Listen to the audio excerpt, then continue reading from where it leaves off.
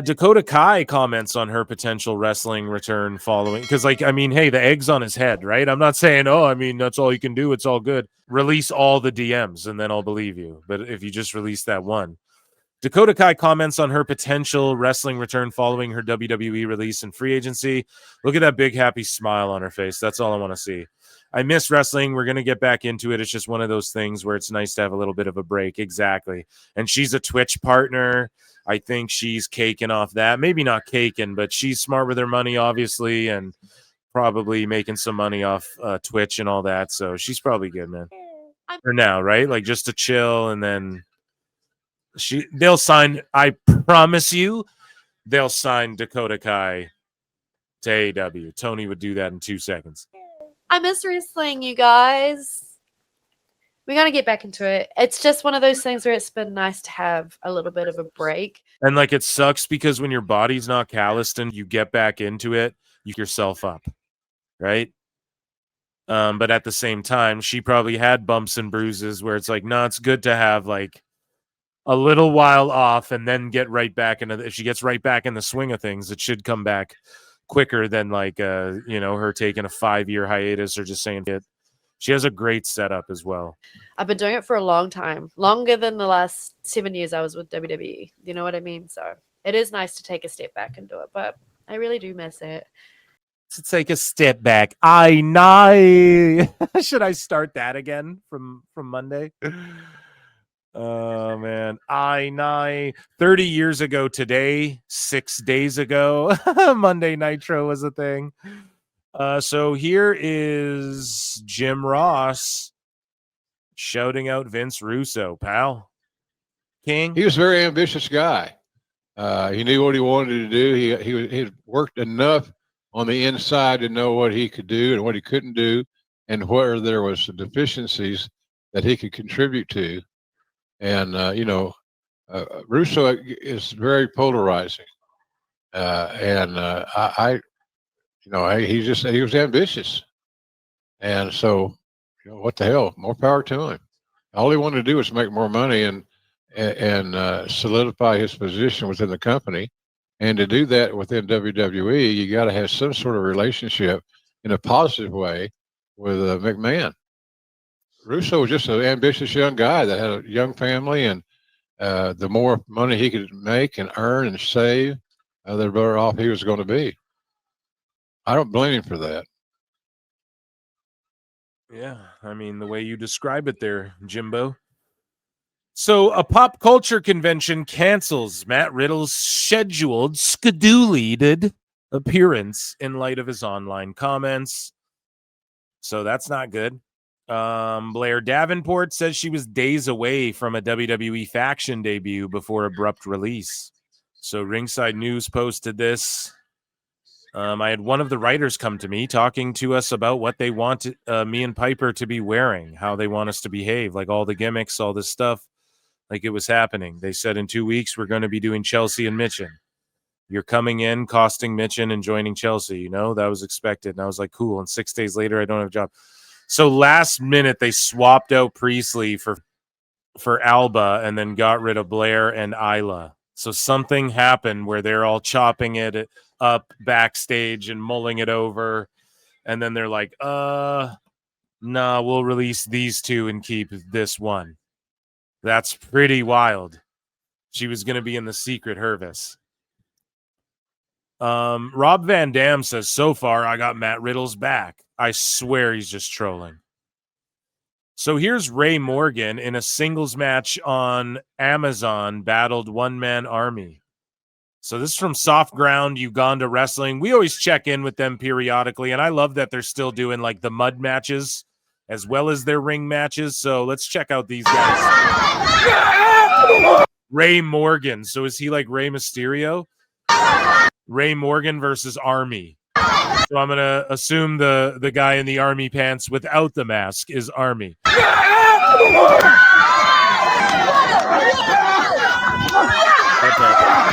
God, what a Hurricane Rana maneuver there, King. Oh, and a one-footed backflip drop kick. Ducks the kick, kicks out at 2 after the roll-up. Ducks under the clothesline, hits those ropes, and those are real gardening ropes, folks. Another head scissors drop kick into the corner. Oh my goodness, shades of El Dandy with that monkey toss.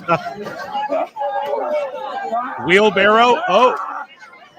Oh, hits him with the bulldog. And Ray Morgan, he just moonsaulted into the mud.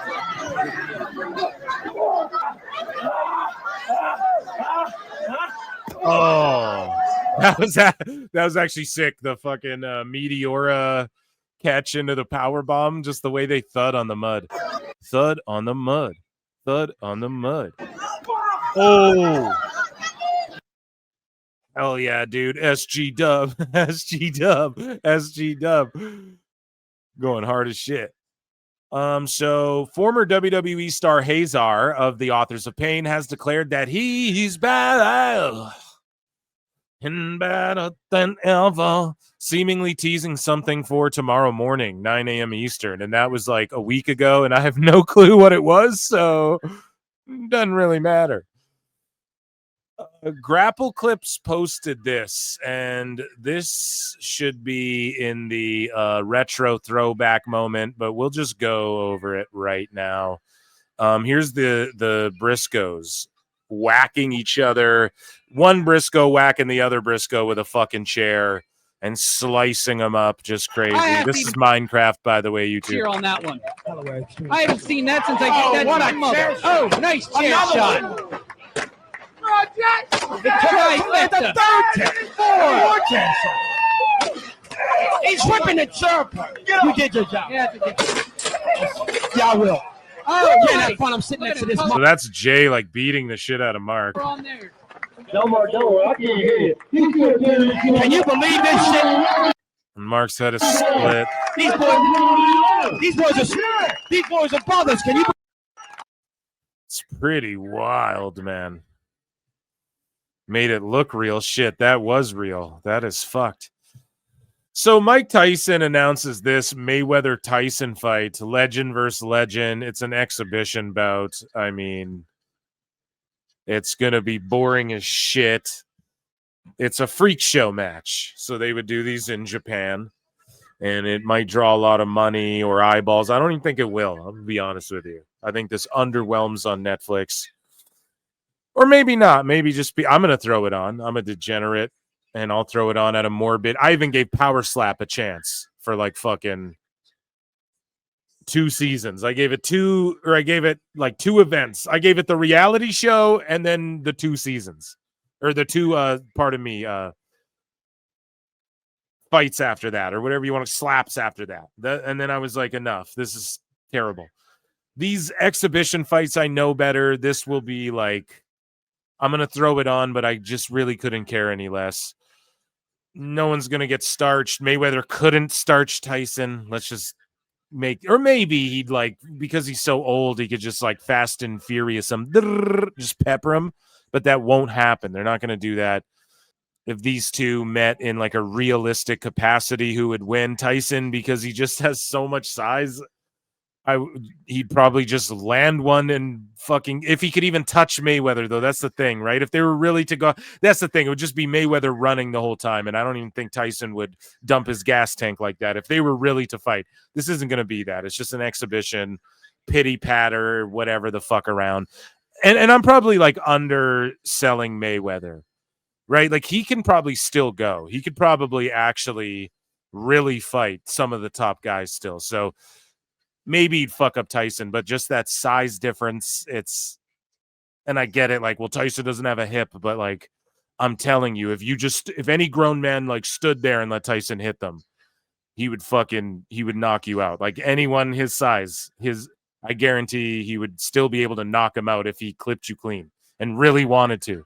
So we're talking in a make-believe world. If this was like a real fight, I don't know. I kind of just put it on the weight, but who knows? Maybe Mayweather would just fucking. We're not going to see any of that, though. That's the what if we don't get, and that's what sucks. You know, we can't mark out over, holy fuck, is Mayweather just going to speed bag his body and fucking run away?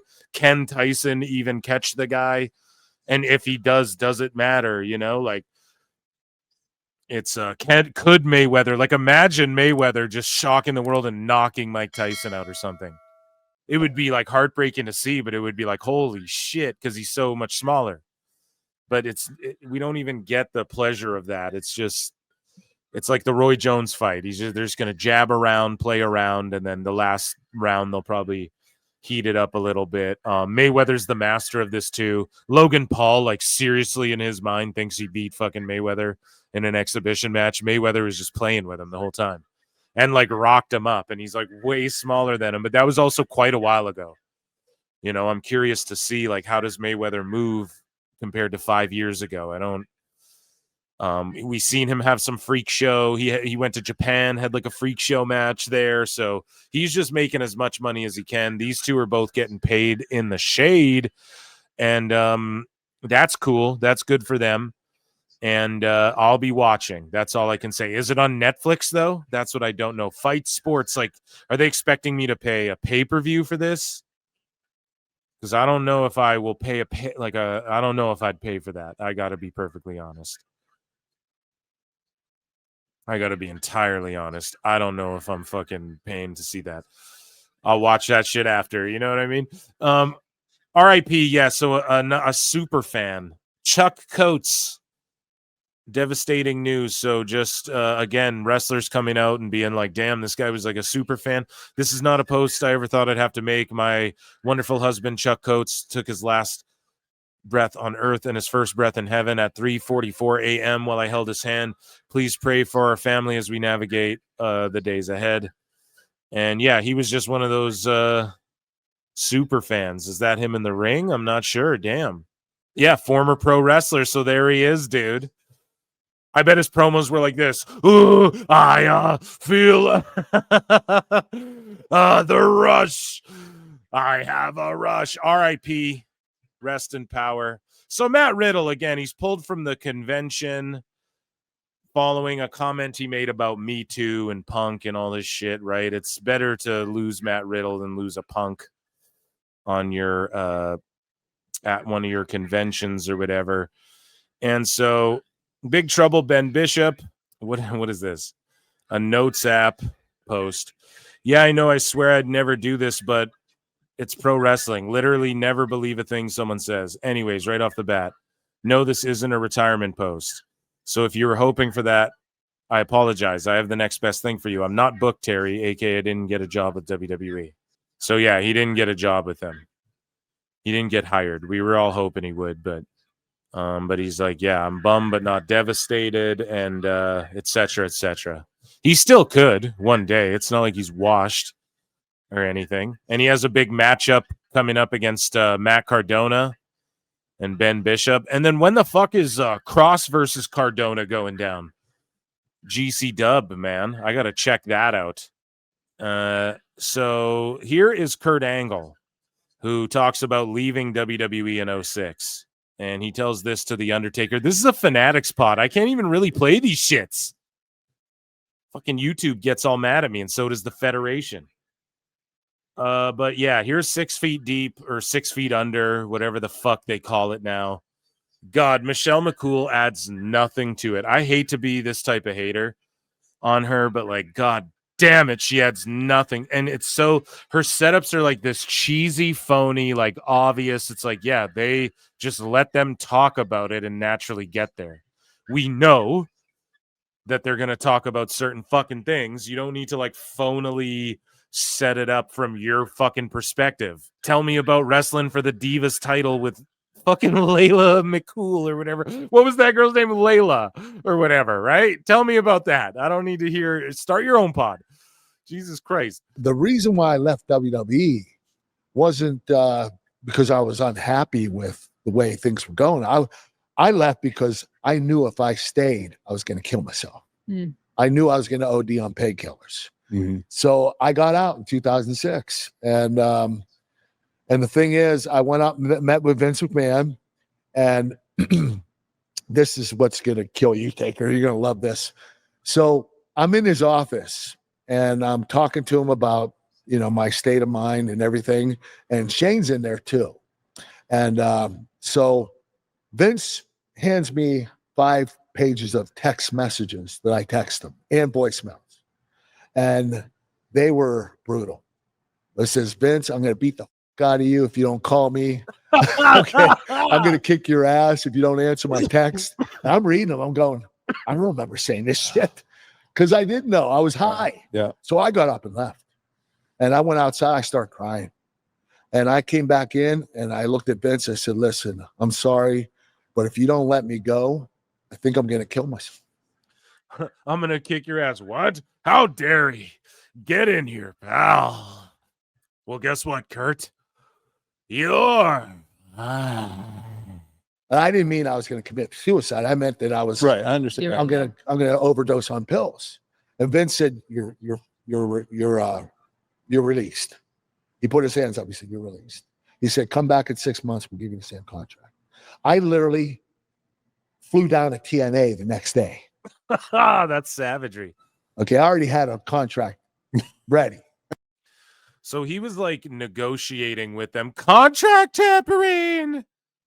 He was gonna go to TNA, like he just wanted out and said all that shit to Vince, getting blacked out in a pill liquor rage, and then not realizing it, like just being like, "Oh fuck, man, I'm doing whatever." Like he's blacked out and he's like, I'm gonna get myself fired. Okay, so But he was already planning to get to TNA. That's all I've taken from any of this. Yeah, dude, like a month away. Oh, it's HOG. It ain't even GCW. I thought it was GCW for sure, because that's where we watched all that stuff with Nick Gage and then Shotzi and all that. So yeah, HOG, man. Cross versus Cardona. That's a sick match to have on the indies. That's a draw, pal. Maple Leaf Pro, they announced a bunch of matches. So for the MLP Canadian title, you got Josh Alexander versus TJP. Giselle Shaw's taking on Priscilla Kelly for 2 titles. There's 2 belts on the line. The Good Brothers take on the Flatliners, which have a cool name. Those guys have a cool name and a cool look. This happened already, I believe, as well. So, but yeah, Stu Grayson, Ace Austin. So I don't know if they're just putting on good shows everywhere on the indies. Fuck, man, I got to watch more MLP. I said I was, and because it's Canadian, I got to support the shit out of it. But there's just so much wrestling. Dude, this is another amazing clip. We got the fucking hilarious clip from Raven at the Brian Myers and Major Figure Pod, whatever the fuck. Matt Cardona, Smart Mark Sterling, all these guys. They had the ECW tour or podcast or whatever, the convention, whatever they were doing. And I know those are all very different things, but it was this event, I believe. No, did they go to a con or they set up their own, whatever? But they had Raven there who didn't recognize Matt Cardona, and he thought, like, he's like, oh, I was thinking of Zack Ryder or whatever. And then here we have Sandman, aka Hack, in WCW with a fucking awesome story. Dugan comes up to me and he goes, he calls Duggan Dugan. Is it Jim Dugan or Duggan? See, I'm a comic book guy, so it's always Dum Dum Dugan and then Jim Duggan. That's always the way I've thought of it, you know? But anyways, he calls him Dugan, so. Dugan comes up to me and he goes, he's like, yo, Hack, he goes, they're thinking about putting the tag team straps on us. You, in 2017, with Hacksaw Jim Duggan on Raw, it's Regal and Carlito. I said, what the fuck is this? That had to be a barn burner. Oh, dude, listen to this.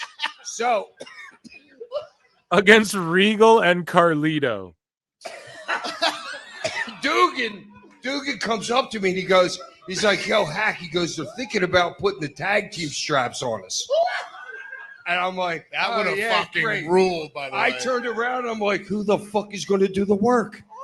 Who's going to work? What are we both going to stand on the apron? Who's doing the hot tag? It would be the worst hot tag in the history of freaking the business. Yeah, do you get it? Hack saw Jim Duggan. Oh, that's Vince's booking. Jesus Christ. It's 2 Roberts, no Ricky. 2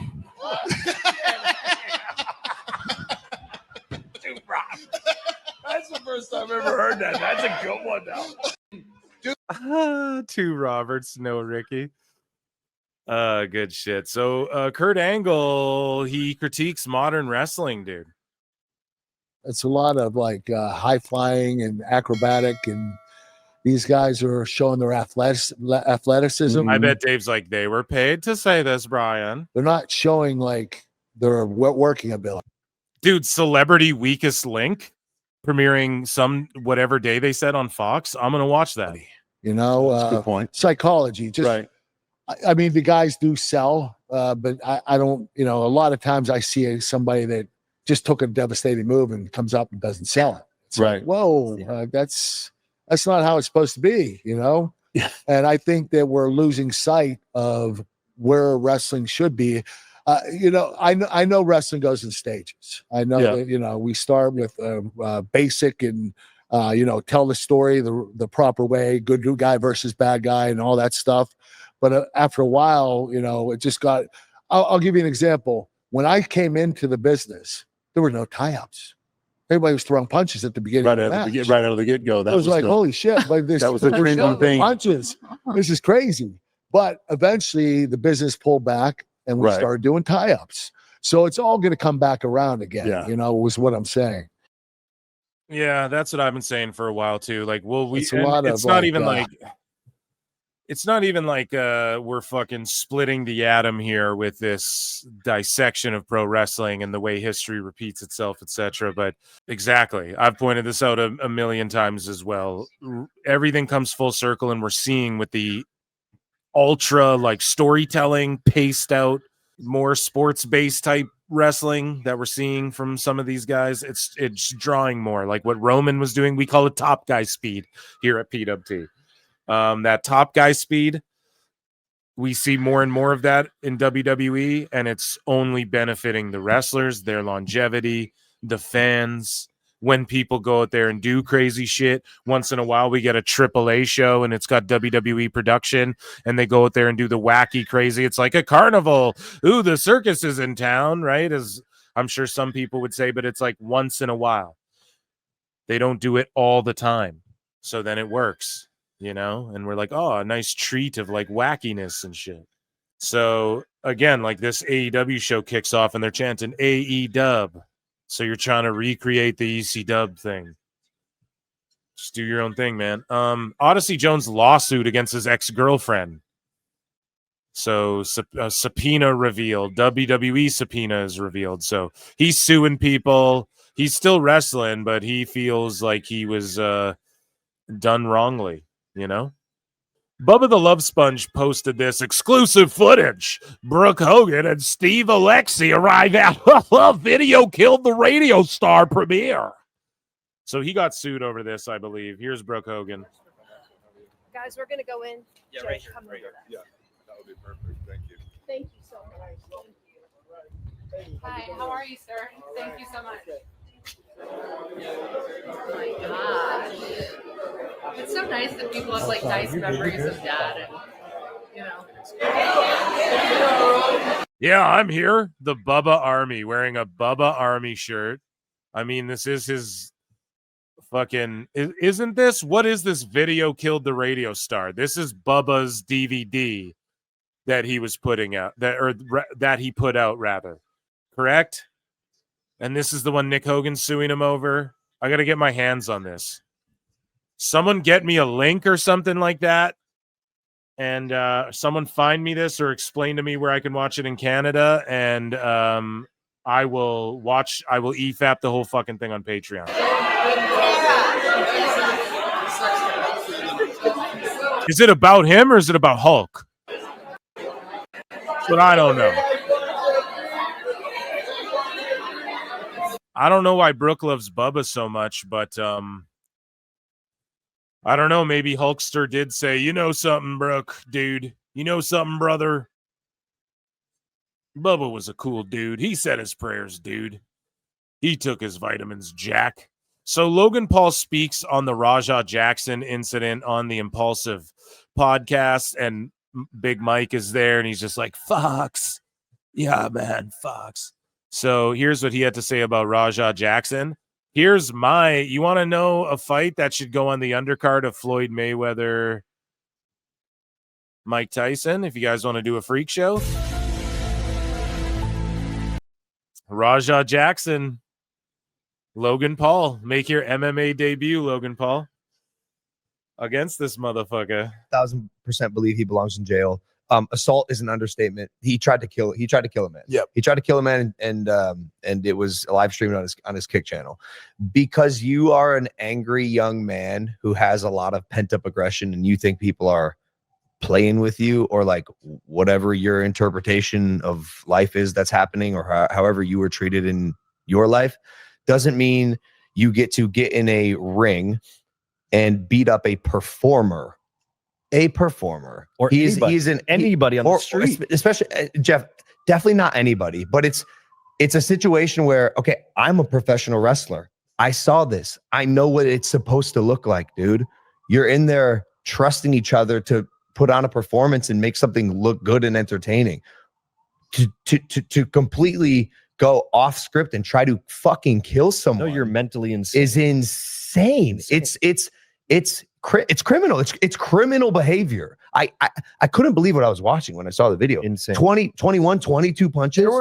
There were some like extremely strange people or completely out of touch people who tried to go back to the can incident that happened beforehand. Let's talk about it. So as part of the Big Mike Fox, he claims to be a heroin dealer. This guy, I used to sell pills and all this shit. You shut the fuck up, Big Mike. Big Goofy. That's what I call you. Anyways, Big L. Actually, no. Big L, rest in peace. Gangsta. One of the best yet. Full clip. So, Brooke Hogan explains why she stood by Bubba. Answering the question I had. This sex tape was not something that Bubba maliciously did to my dad. I know that because my father told me that himself.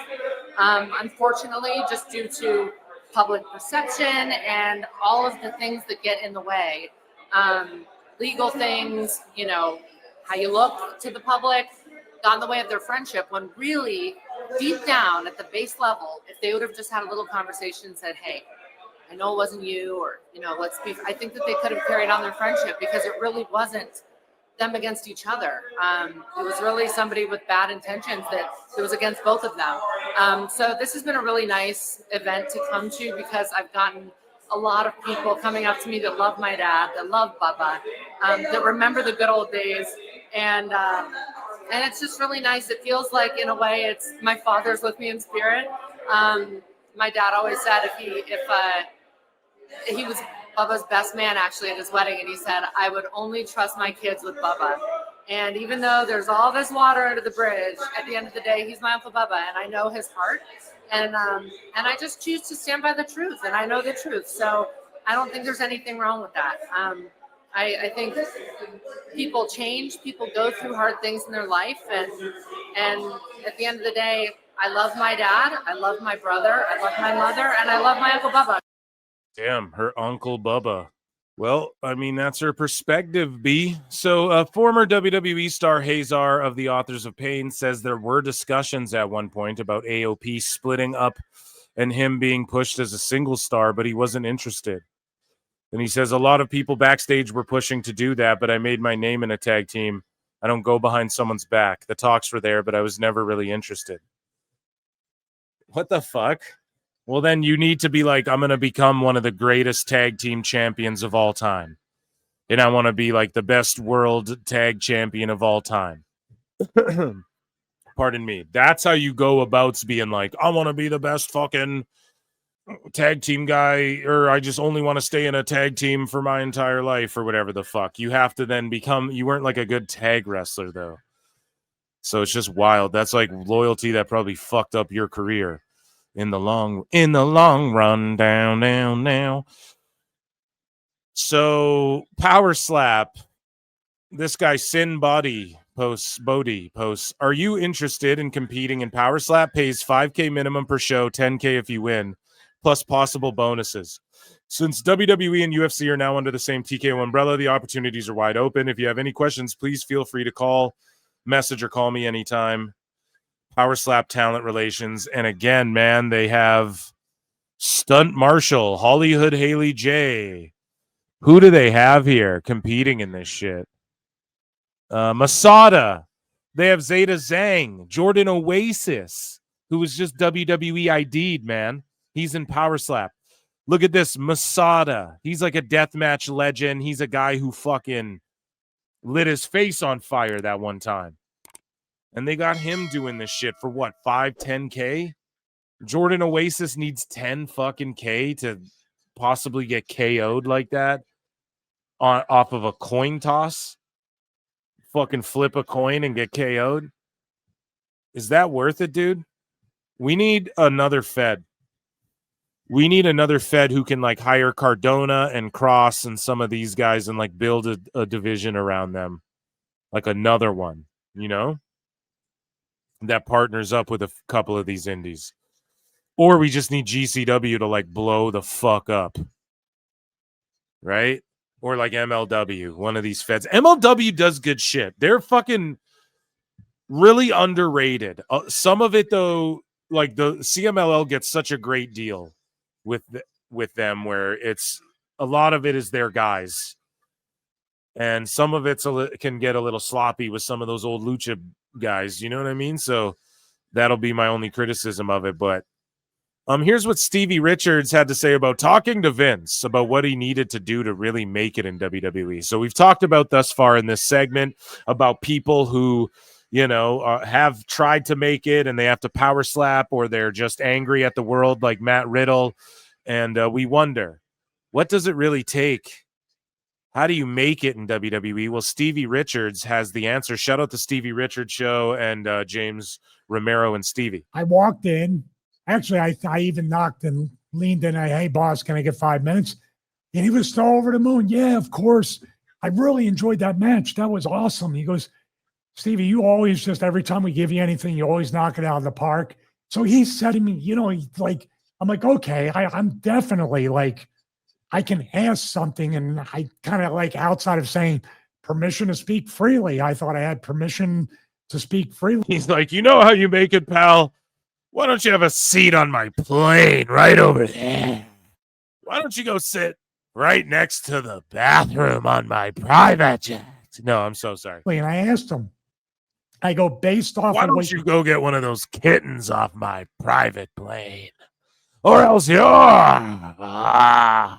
You just said, and what you said in there, Vince, I'm booked in a match with Ken Kennedy that's going to go 3 minutes total.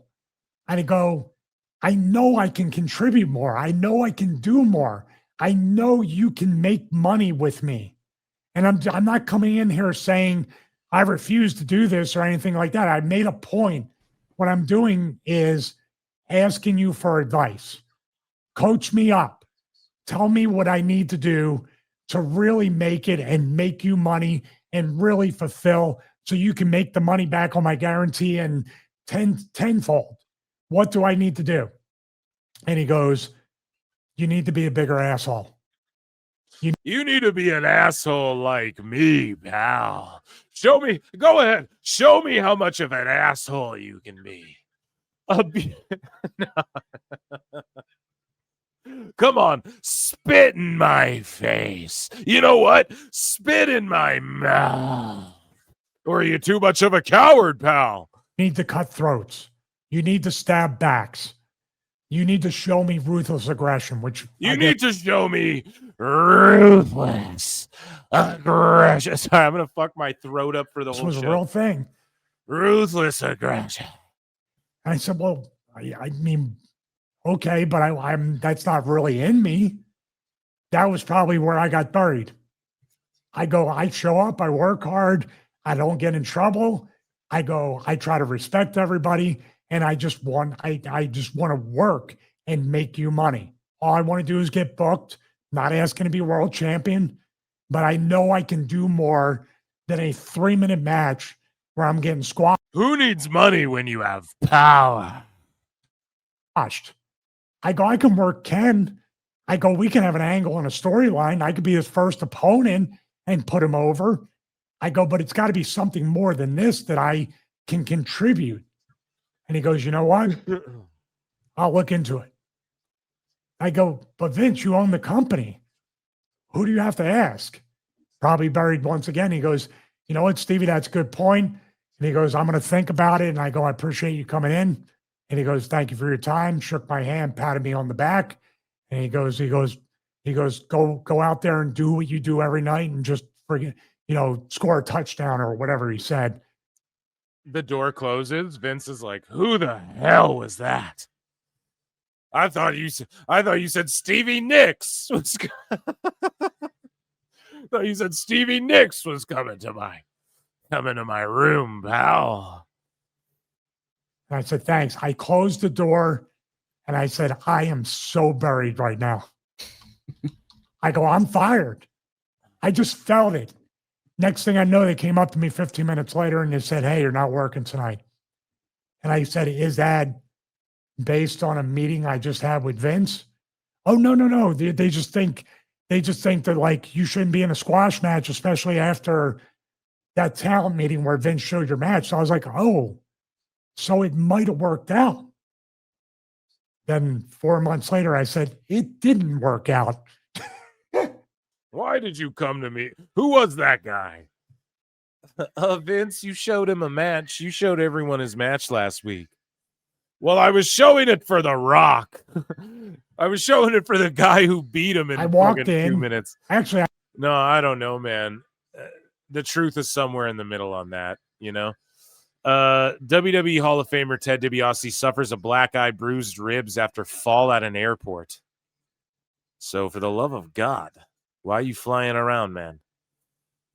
And Rezar reveals he and Akam nearly quit WWE when Paul Ellering was removed as Authors of Pain's manager in 2018. He says, to be honest, when we had to leave Paul Ellering, that was the day that we were deciding to stop with WWE. We were just called up. The first day at the main roster, they were telling us you have to leave Paul. And me and my tag partner, Sonny, he said, yo, let's just give our resignation letter and just leave. Paul told us, try it out. I've helped you guys to get there. So much hard work. We can always get the back together later. Get the back together later. What the fuck, guys? Quit using AI to write your shit. No. It was the Vince McMahon thing. He didn't like people older than him or people his age on the show. He wanted to be the one elderly person who would be in the spotlight at the time. Yeah, people have said that Vince doesn't like people, like feeble people, and maybe he looked at it, but I don't know about that, because look at the people around him for years and years, Tweak your banjos, fine-tune them, because it is time for TNA News. Jamona. So here is what Switchblade had to say to John Alba. Okay, so this Kevin Darby guy says, because I want a competitor to the WWE, I want a challenger, but in order to achieve that, you must adhere to the principles of what actually makes a TV wrestling show mainstream. Talking about AEW and how shitty it is. John Alba says this. TNA currently does about 55,000 weekly views and was more in danger of going out of business than AEW is likely ever going to be. WCW no longer exists. Why watch something that is a carbon structure copy of the product you want a competitor to? And Switchblade's like, where are you getting 55,000 views from TNA? TNA was getting 100,000 views 1 year ago in the last publicly available Nielsen ratings. And if you believe Carlos Silva, they are up this year and are probably in the 140 to 170K range right now. You hear that? Switchblade knows, dude. No response. You're not going to get a response from Alba from that. Okay, now he will quote tweet and respond to motherfuckers, but not Switchblade. Okay, and Alba saying they do about 55,000, but Switchblade just pulled his card. Now, I hit up Switchblade, and I'm like, yo, where? Well, first off, he has a receipt. Source for the 100K viewers, US TV DB. Source for most, the US TV database. Source for most recent number is an estimate, as Carlos Silva said they are doing 100K homes now. Up from 50K to 75K they were doing last year. I used the average viewers per home from TNA late 2024 numbers to estimate 140 to 170. So whatever, blah, blah, blah, blah, blah. Everybody wants to argue fucking numbers, but apparently you could argue TNA's doing Collision numbers on Thursday. Excuse me. So why wouldn't they stay there? I think that's what they want to do. I know that's what they want to do. When Alba does this report, they considered going to Wednesday. Yeah, I'm sure they considered going and doing shows from the fucking moon or whatever too. Like, right? I'm sure they consider a lot of things, bro. They probably considered what to have for lunch that day, right? There's a lot of things they consider, or they're open to. They're open to going head to head on Wednesday. They're open to going on fucking Monday or Sunday or Tuesday or Thursday too. They'll go on any fucking day. So he just showed his math there. But I hit Switchblade up and I was like, bro, you said some shit a while ago about how TNA, and we covered this on the show, but I wanted a refresher for everyone. And this is back in August. And Switchblade, it just dawned on me. I was like, oh yeah, he posted this thing, how TNA does like however much X the viewership of whatever station they've gone on. He crunched some numbers like, so last known TNA numbers had TNA doing 90K on Access. Access TV averages 26K viewers. CW averages 445K. He points out and comes with the math on how TNA, like, let's say when they were on Pop Network and Pop averaged, I'm just making up numbers, right? We'll use Meltzer numbers. So like, let's say they averaged 10K viewers. TNA's show would do 30K viewers. When they were on Spike, their average was this, and TNA did this. When they were on Destination America, we have the numbers right here. Okay, so Spike TV in 2014, their average show was doing 415K thousand. TNA in 2014's average rating was 1.08 million. Okay, check out this one, Destination America the next year. Think about how crazy this is, how crazy these 3 years were, and how big this fall off was. This is one of the most colossal fall offs in the history of pro wrestling, by the way, that TNA had. Destination America the next year, they had 228K people viewing on average their shows. TNA went on the station and drew 330K on average. Pop TV, their average show in 2016 did 179K. TNA did 310K. That's crazy to me. They were doing 310K on Pop. That's crazy to me. Access TV in 2024, their average show. So this is more recent. They've kept this trend going. Okay. Access TV in 2024, their average show does 26K views or viewers or whatever. TNA does 90K. Now, CW averages 445K viewers per show. If that trend, if that historical trend for TNA were to continue, and Carlos Silva's saying like they're up to the 150,000 viewers range, if we're to believe him, right? If TNA got on a CW, that could be, if that trend continues, that could be catastrophic for AEW. That could be like the end for them, especially on a Thursday. And if Collision goes to Thursday, or if it stays on Saturday, God bless them. But this guy's like, yeah, you mean when TNA was popular? But like, look at 2024. It's not about even popularity, right? He's just showing like, look at this trend, this historical trend between the viewership they do. So if they go onto a station that is 445K and they start doing, let's even say like 550K viewers, that's crazy for TNA. And that's a possibility. What does A&E do? I know that LFG show does like 100K viewers. Okay. So does TNA go on there and can they do 200 and some K viewers? Because that's beating Collision. That's Collision numbers right there. So quite interesting. And I wanted to bring this to the show because it's just such an interesting tidbit of information there. And yeah, shout out Switchblade. So Snitsky just took Myron Reed and Killer Kelly's baby, and he looks like he's about to punt it. So that's terrible. Mr. Anderson revealed his return to TNA at the September 5 Impact tapings was a one-off. And he says, I don't know. I can't say anything other than the fact that, like, as far as I'm concerned, as far as anybody is concerned at this point, it was a one-off. What is this AEW shit? Degrassi High? Like, Jesus Christ. It was an opportunity. TNA was here in town. A bunch of people, a bunch of friends of mine, Nick Nemeth, Matt Hardy, Frankie Kazarian, Tommy Dreamer, all sort of put in a word like, we're in Kenstown. Maybe we should do something with him. So it was a one-off. And he's trying to get back into WWE. There is a stipulation added to the last time ever Team 3D versus the Hardy Boys. You know what WWE should do is just let Team 3D use their fucking theme from WWE, or maybe they use their TNA one. Despite the fact we've won 24 world titles, Hardy's in a tables match. So it's a tables match, hopefully elimination style. And thank God it's not a ladder match, because you know Devon ain't going up there.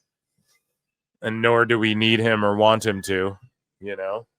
Yeah, I don't know. I'm pumped for BFG. Hopefully AJ Styles gets a match on there. So Trey Miguel, Zachary Wentz, Myron Reed, and Jake Something are duking it out. And the winner gets a shot at the X Division Championship. I put a tweet out. I was like, I predict one of the Rascals is going to win this. So Jake Something, I don't think, wins this thing. And you have 3 of the Rascals in there, like making up the X Division pretty much. And I'm totally down with that.